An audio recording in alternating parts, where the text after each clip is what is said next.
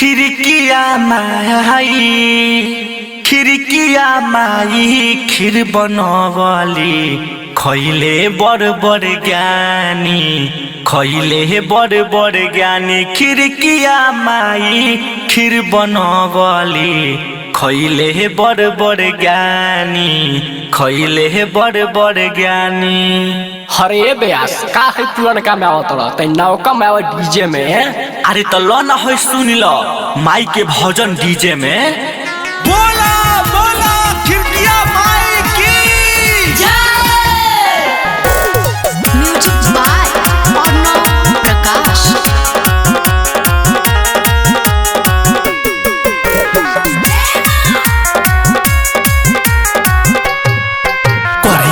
के बखान तनी दी है ध्यान कर माई के बखान देत बानी हम ध्यान। बालू से बनल चीनी चौरा दूध झरई के पानी खिड़किया माई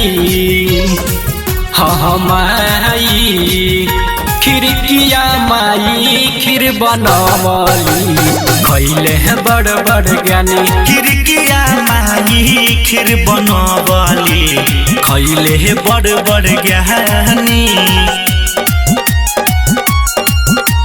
अरे सो श्री राम के बिलमलवासी धाम में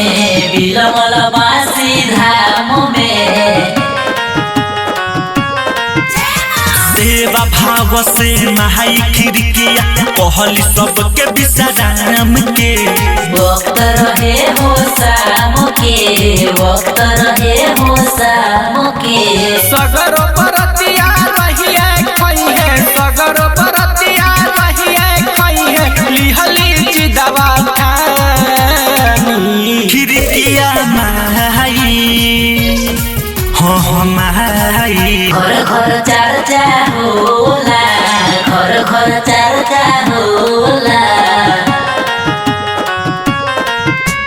कर महावा केहू रुकल गंभीरिया केहू बासी टोला गह गह भइले टोला राम घाट में राम नहैले निर्मल जहां के पानी खिड़किया माई माई खिड़किया माई खीर बनवली खैले बड़ बड़ ज्ञानी खिड़किया माई खीर बनवली खैले बड़ बड़ ज्ञानी।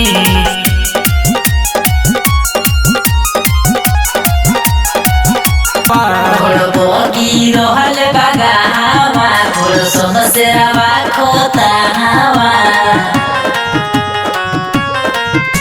कठार तुनी हवा बादावा हुका पानी भइल तम कुहावा खालावा पट्टी हो बारावा दवना क्षेत्र हो खाना गोलू सरगावा वासी निवासी राजा उपेंद्र मटिया रवा निवासी गोवले माई के कहानी खिड़किया माई जय हो माई खिड़किया माई खीर बनवलु खैले बड़ बड़ ज्ञानी खिड़किया माई खीर बनवलु खैले बड़ बड़ ज्ञानी।